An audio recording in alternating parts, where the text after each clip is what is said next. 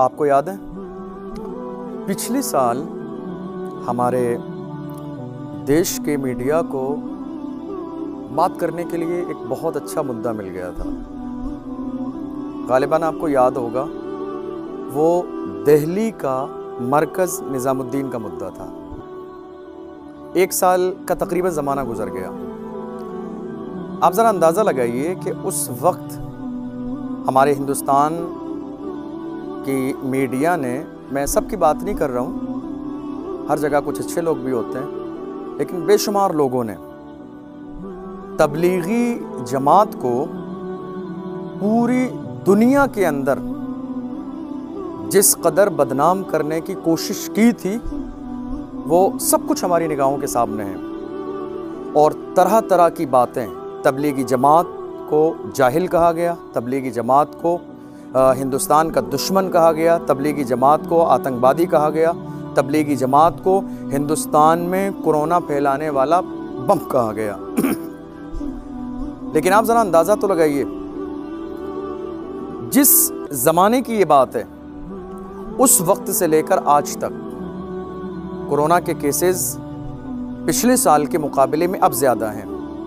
हालात पिछले साल से अब ज़्यादा ख़राब हैं। महामारी पिछली साल से अब ज़्यादा है।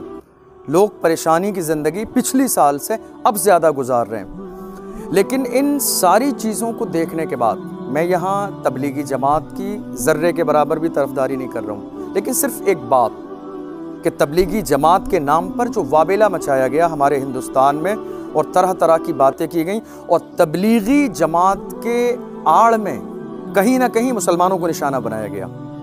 लेकिन इस वक्त आप ज़रा अंदाज़ा लगाइए हमारे हिंदुस्तान के हालात क्या हैं। बर्बाद गुलिस्ता करने को बस एक ही उल्लू काफ़ी था, हर शाख पे उल्लू बैठा है, अंजामे गुलिस्ता क्या होगा।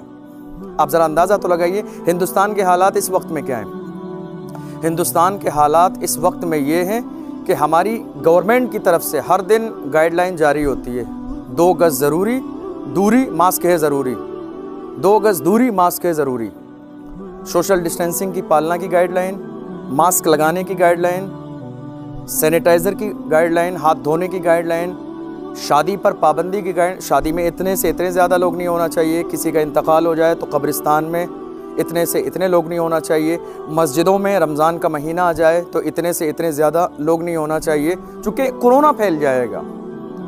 लेकिन ये सारी चीज़ें देखने के बाद निहायत दुख होता है हमें इस वक्त हिंदुस्तान के हालात देखने के बाद कि इस वक्त हिंदुस्तान में इतनी महामारी के बीच में भी, इतनी महामारी के बीच में भी हालात ये हैं कि कुंभ का मेला बड़ी आन बान शान के साथ इसी हिंदुस्तान की सरजमीन पर अभी जारी व सारी है। हम और आप देख रहे हैं बहुत अच्छे से। और कितने लोग हैं कोरोना पॉजिटिव इस वक्त, ये आपकी नॉलेज में है, आप जानते हैं, पूरे मुल्क के हालात आपके सामने।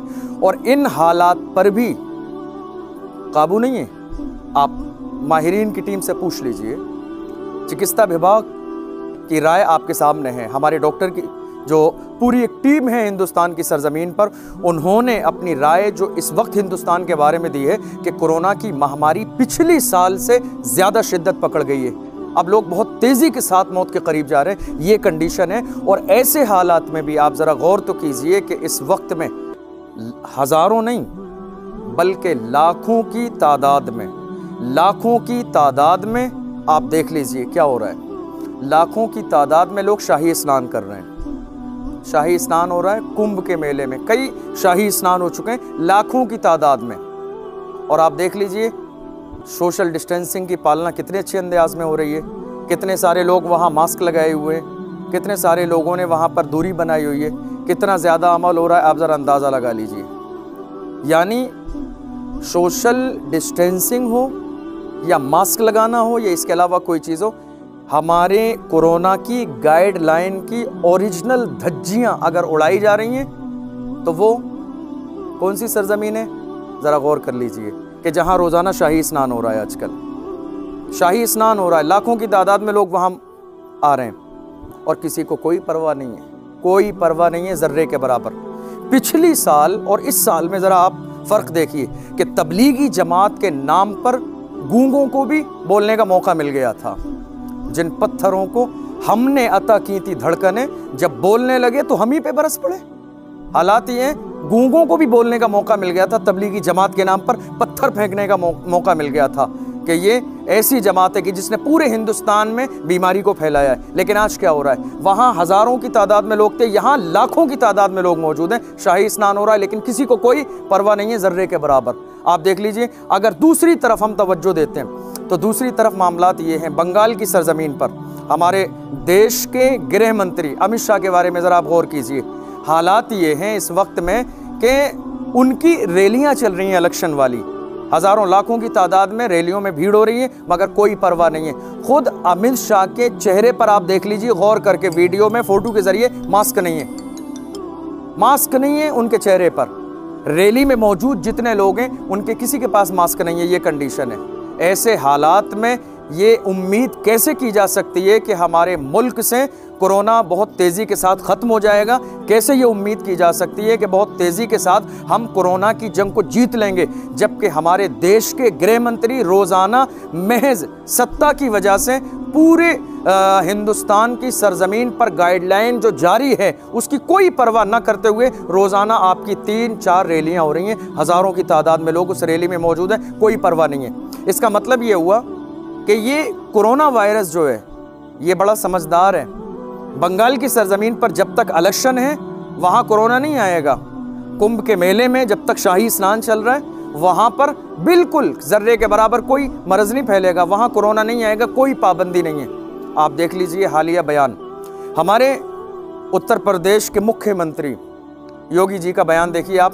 रमज़ान के आने से पहले उनका फरमान जारी हो गया, योगी जी का फरमान जारी हो गया कि मस्जिदों में 5 लोगों से ज़्यादा लोग नहीं रहेंगे। क्यों? इसलिए कि भीड़ की वजह से कोरोना फैल जाएगा, मस्जिदों से कोरोना फैलेगा, रमज़ान में कोरोना फैल जाएगा, तरावी की वजह से कोरोना फैल जाएगा, लेकिन कुंभ के मेले से कोरोना नहीं फैलेगा, बंगाल की सरजमीन पर रैलियां करने से कोरोना नहीं फैलेगा। ये है हमारा हिंदुस्तान। और अफसोस की बात यह है कि जिन मीडिया के लोगों को पिछली साल मरकज़ पर बोलने का एक बहुत बड़ा मुद्दा मिल गया था, चीख चीख कर गले की नसें मोटी कर ली थी उन्होंने, आवाज़ को बुलंद करते करते आवाज़ बैठ गई थी उनकी चीखते चीखते मरकज़ के ऊपर, कि मरकज़ ने पूरे हिंदुस्तान को बर्बाद कर दिया। दिल्ली निज़ामुद्दीन से निकलने वाली जमात ने पूरे मुल्क में कोरोना फैला दिया, पूरे मुल्क की जान की इन्हें कोई परवाह नहीं है, इनके दिमाग में वायरस बैठ गया है, कोई बात समझते नहीं है, जाहिल कौम है। बाज़ाब्ता टारगेट किया गया था, लेकिन अफसोस ये है कि इस वक्त में उन तमाम न्यूज़ एंकरों की तरफ से हमें एक बयान भी सुनने को नहीं मिला कि अगर वो कुंभ के मेले पर ज़रा सा बोल देते या अमित शाह की रैलियों पर बोल देते कि इस वक्त में कोरोना का ख़तरा तो यहाँ भी मौजूद है। लेकिन अफसोस ये है कि हमारे हिंदुस्तान में कुछ ज़मीर फरोश मीडिया के लोग कि जो महज हिंदुस्तान में नफ़रत फैलाने का काम करते हैं, हिंदुस्तान की सरजमीन पर माहौल ख़राब करने का काम करते हैं, हिंदुस्तान की सरजमीन पर हिंदू और मुस्लिम को लड़ाने का काम करते हैं। आज हालात ये हैं कि वो बोलने के लिए राज़ी नहीं है, जबकि लाखों की तादाद में कुंभ के मेले में लोग मौजूद हैं, रैलियों में हज़ारों की तादाद में लोग मौजूद हैं और गाइडलाइन की धज्जियाँ उड़ाई जा रही हैं। लेकिन नहीं, कोई मामला नहीं है, जैसे ही रमज़ान आएगा कोरोना एक्टिव हो जाएगा। बंगाल की रैलियों में कोरोना नहीं आएगा, अमित शाह की रैलियों में कोरोना नहीं आएगा, कुंभ के मेले में कोरोना नहीं आएगा। आप देख लीजिए, हर चीज़ पर पाबंदी है, शादी पर पाबंदी है, दूसरे फंक्शन पर पाबंदी है, धार्मिक स्थलों पर पाबंदी है, मगर ऐसी सूरत में ये हमारी गवर्नमेंट के ज़िम्मेदार लोग जो समझे जाते हैं, हमारे योगी जी को देख लीजिए, उत्तर प्रदेश के मुख्यमंत्री हैं, उनके बयानात देख लीजिए, हमारे देश के गृह मंत्री अमित शाह को देख लीजिए, रैलियां हो रही हैं, कोई परवाह नहीं है ज़र्रे के बराबर। फिर ऐसी सूरत में हम ये सोचें कि हमारे हिंदुस्तान से कोरोना बहुत तेज़ी के साथ ख़त्म हो जाएगा, हमारे डॉक्टर इसको कंट्रोल कर लेंगे, सवाल ही पैदा नहीं होता इस चीज़ का। इसलिए ज़रूरत इस बात की है कि ज़रा इस पर भी हमारी गवर्नमेंट तवज्जो दे और इस तरह के कानून बनाए, और वो कानून जो है सिर्फ किसी एक ज़ात, रंग और नस्ल की बुनियाद पर नहीं होना चाहिए, हिंदू और मुस्लिम की बुनियाद पर नहीं होना चाहिए, बल्कि पूरी इंसानियत के लिए कानून बनना चाहिए कि जिसकी बुनियाद पर हमारा मुल्क हिंदुस्तान पूरी तैयारी के साथ, पूरे अज़्म और इस्तिक़लाल के साथ पूरे हिंदुस्तान से कोरोना जैसी वबाई बीमारी को ख़त्म किया जा सके।